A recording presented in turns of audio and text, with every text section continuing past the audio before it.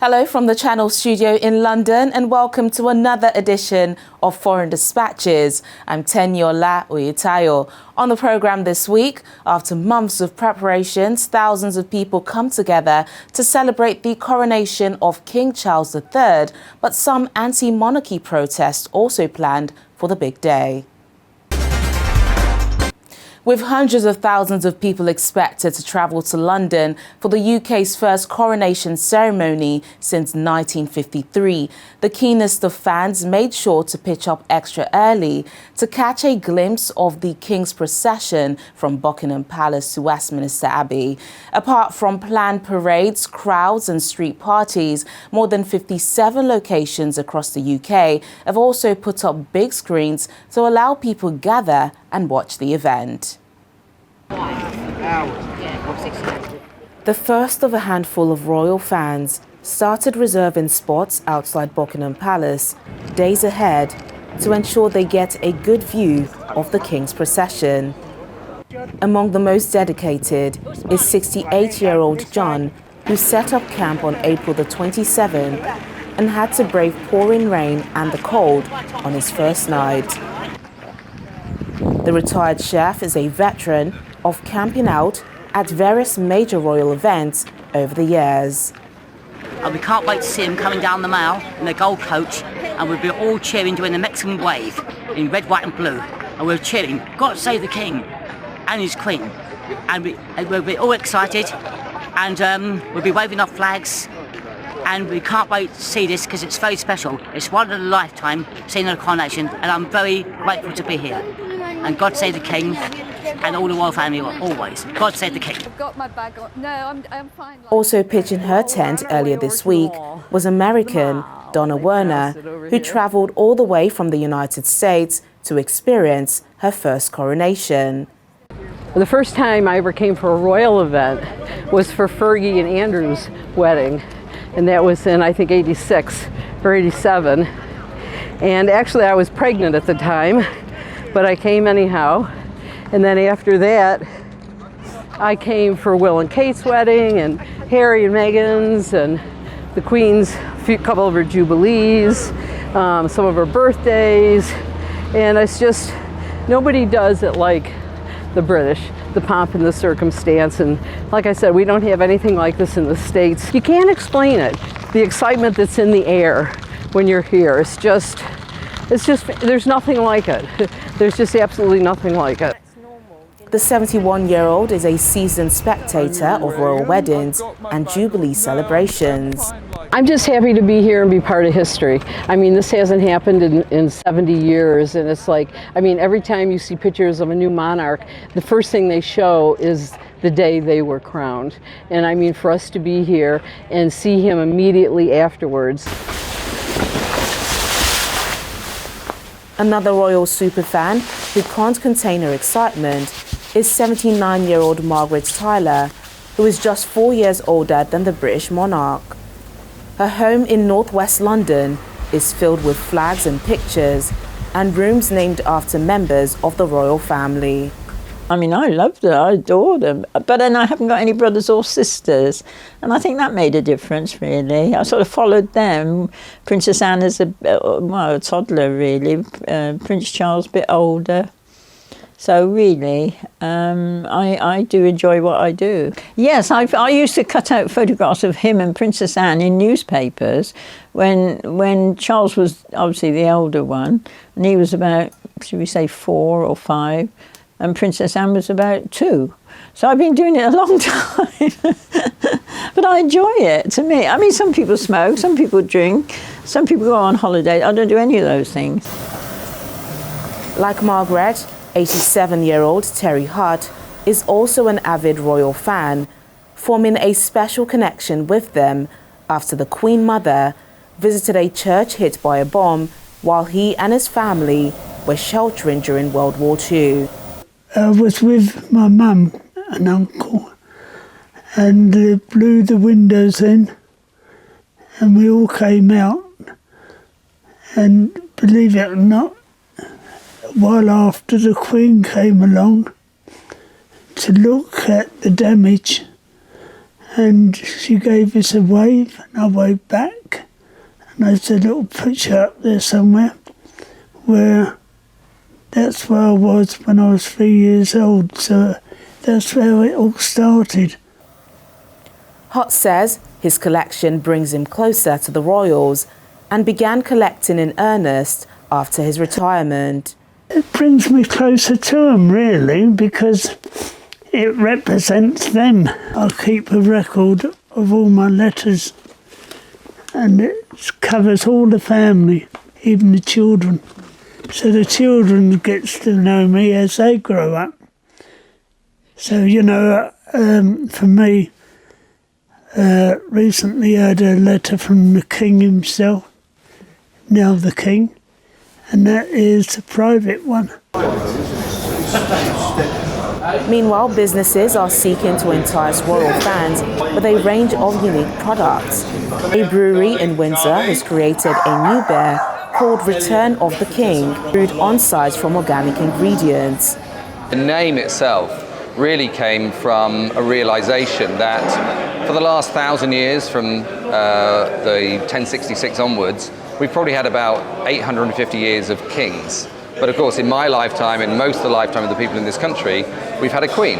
And it takes a bit of getting used to go from saying the queen to saying the king. So we wanted to recognize that it was a milestone about returning to saying the king. Legoland Windsor Resort has also created 2 new scenes replicating the coronation for guests to view. What we've done is recreate the coronation for King Charles III. So behind me you can see King Charles and Queen Camilla on the balcony, and we've had a gold-plated crown commissioned for the event. We've got over about 300 mini landers that we've produced. We've also got 2 scenes, so we've got the balcony scene here in Buckingham Palace, and we've also got a scene in front of Windsor Castle. So we've recreated the concert scene that King Charles was putting on, and we've got, I think it was something between 25,000 and 30,000 bricks just for the concert scene, which is like a full orchestra and some very famous guests on the day. Flags and royal emblems are already adorning the streets of London in celebration of Britain's first coronation in 70 years. It's such a momentous occasion, and like I said, I'm 61, so I don't expect to see another coronation. I hope not, but at the end of the day, it's just, this is what we do. We're British. I'm from South Staffordshire. I've travelled all the way. Considering I've got severe heart failure, I've come all the way, I'm retired, and I wouldn't have missed this for the world. I just would not have missed it. Being at home watching it on TV is not like being here in real life. Security forces have spent months preparing for the event, which about 100 heads of state will attend, as well as huge crowds of spectators. Thousands of military personnel will also take part in a procession. It's a rather significant, extremely significant operation. Over a period of about 7 days, about 29,000 officers, millions, I would suggest, of people coming into London.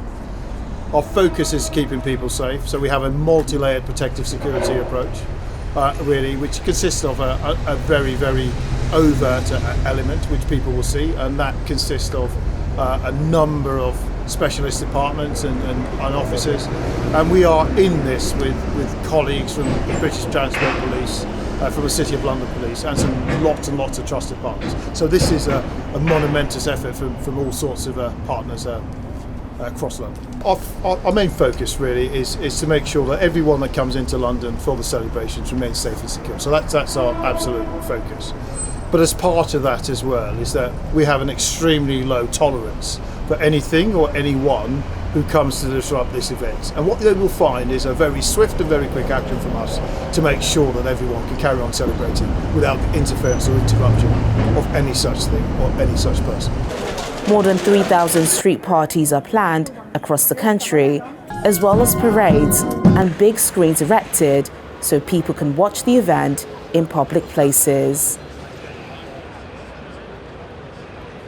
While royal fans camp out, not everyone is enthusiastic about the coronation.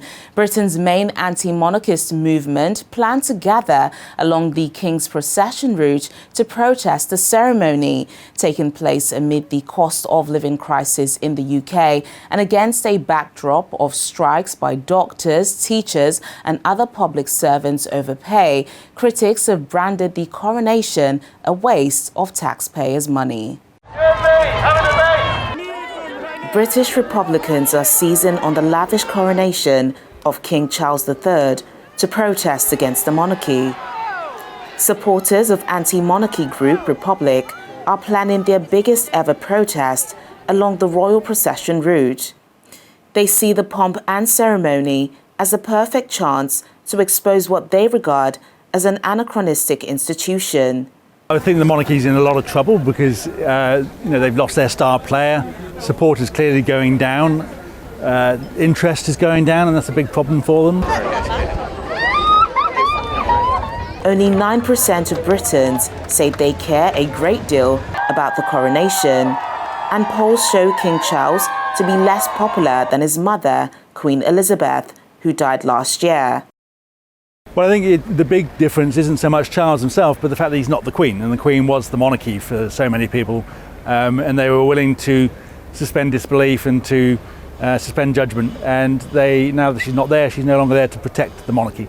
And we're seeing an immediate drop in support and a distinct lack of interest in the big ceremonial, which is all they've got. Demonstrations against the monarchy are also planned in the capitals of Scotland and Wales. Scotland's new leader, Humza Yousaf, elected last month, said he wanted to replace the monarchy. Wales leader Mark Drakeford also wants a republic, meaning 2 of the 4 nations that make up the United Kingdom are led by Republicans. I think even close monarchy watchers were surprised about the scale of outpouring of grief when Elizabeth II died in September 2022. And so it showed that there were people from all walks of life that felt some connection, at least to the Queen, the late Queen herself, maybe not the monarchy, but to the Queen herself. So I think probably, while that is not necessarily axiomatically forwarded to her son, Charles III, it still reflects, I think, probably the underlying respect and conditional thinking towards the monarchy, which, short of a realistic alternative, is likely to carry on, namely the monarchy.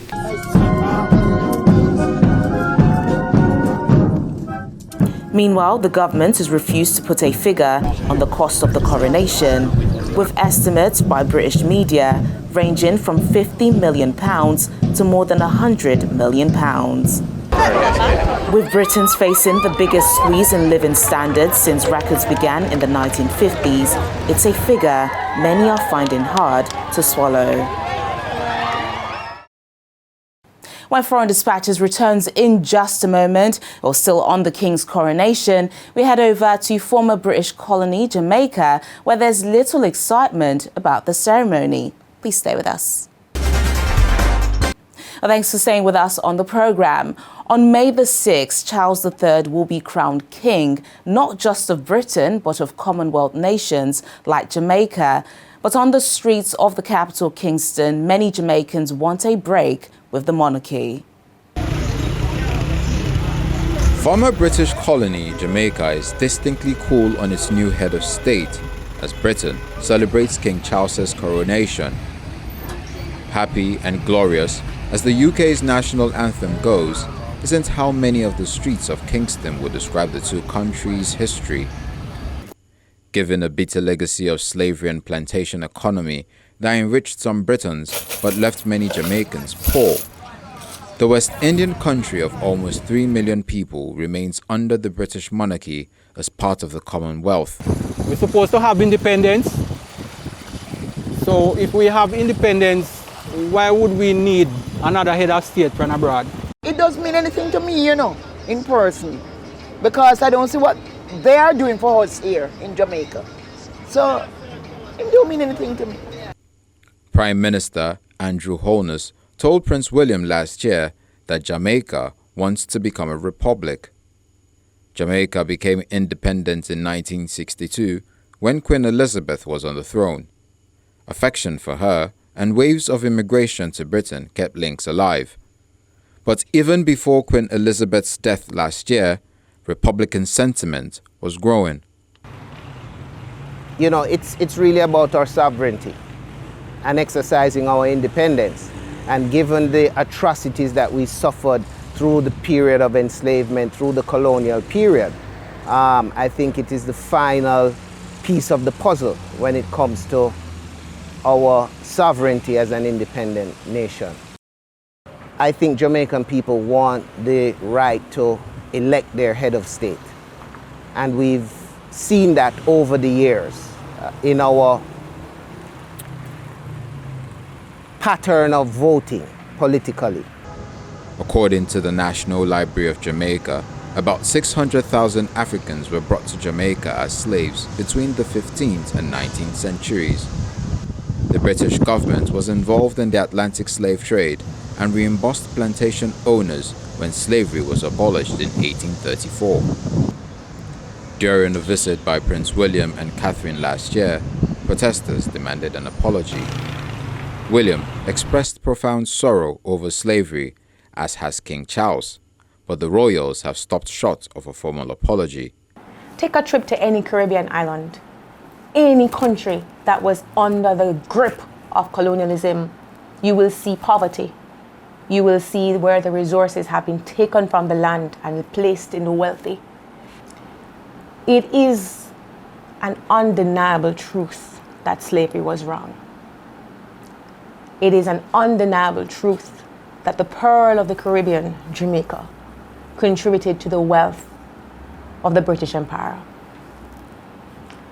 It is an undeniable truth that as recent as 2015, slave owners were compensated. It's an undeniable truth that the slaves should also be compensated, because if you say slavery is wrong, how do you justify compensating the slave owners? King Charles has acknowledged growing Republican sentiment in some Commonwealth nations and has said it was for them to decide. Barbados ditched the monarchy in 2021 and others are keen to follow. In Jamaica, that would require votes in both houses of parliament and a national referendum. Charles III has been preparing to be king his entire life. As the eldest of Queen Elizabeth's children, he has been in line to the throne for 70 years, a record in the royal family. As we end the program, in this next report, our correspondent Simon Pusey takes a look at the life of the 40th reigning monarch to be crowned since 1066.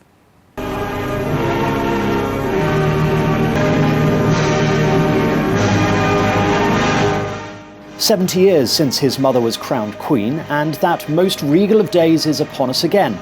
Hundreds of thousands packed the area around Buckingham Palace to see Queen Elizabeth on the balcony. She summed up later in her broadcast. To her left, a young 4-year-old Charles trying out his royal wave next to Princess Anne.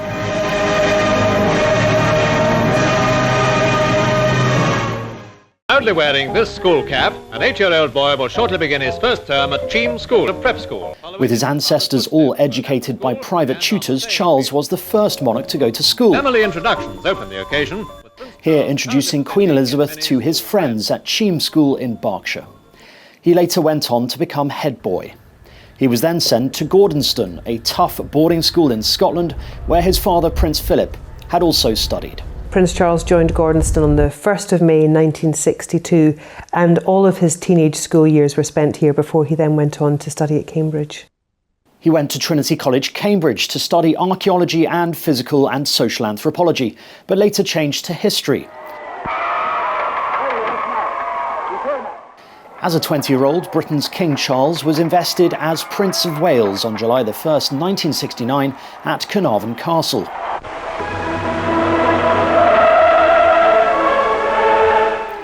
In the ceremony, Queen Elizabeth placed a crown on the young prince's head before he swore an oath in front of an audience of 4,000 invited guests and an estimated 500 million watching worldwide. As a young prince, Charles loved skiing, surfing and scuba diving. He was most notably a very keen polo player for more than 40 years. He played competitively until 1993, once suffering a double fracture to his right arm. He also rode as an amateur jockey in 6 races in 1980 and 1981, coming second on 2 occasions. He met Diana, later to become Princess of Wales, in November 1977. Just delighted and happy. And I'm amazed that she's been brave enough to take me on.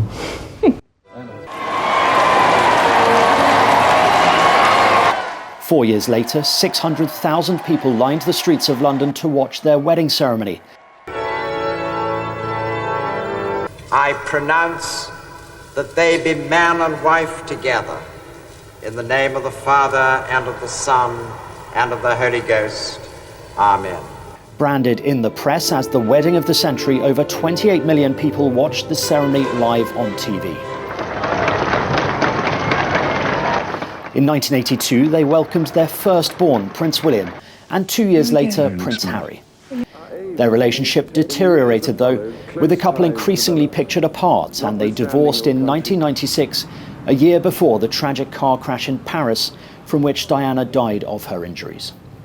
It fell on Prince Charles to break the news to his young boys, who attended her funeral in September 1997.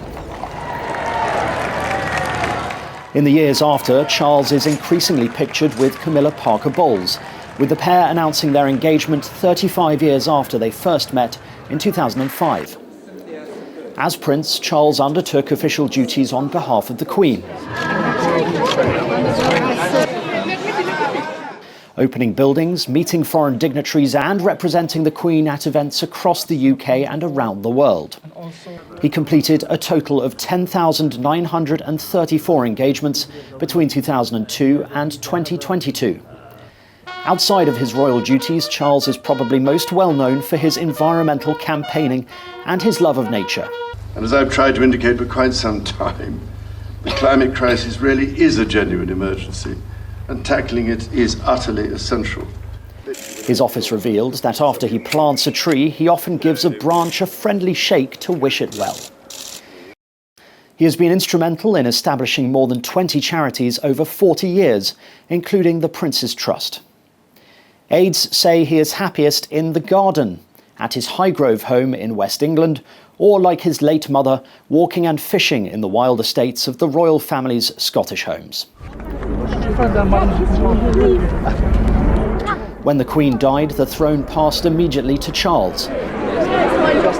The new king greeted mourners in central London as the queue to see the Queen lying in state reached 16 hours long. And when we think about this duty, this role that the king has taken on, what kind of king do you think he'll be? Well, you know what you're getting because he's been practicing for a bit. And I don't think he'll change. He is committed of his own level of service, and that will remain true. This his last official duty before his coronation, meeting MPs in Westminster on Tuesday. In some ways, it is the moment he's been waiting for his whole life. In other ways, it's just another day at the office, as the oldest sovereign to take the throne in a lineage that dates back 1,000 years, finally becomes king. And that's the programme today, but remember, our top stories are never far away. You can catch them on channelstv.com. Thank you for watching. I'm Teniola Oyetayo. Bye for now.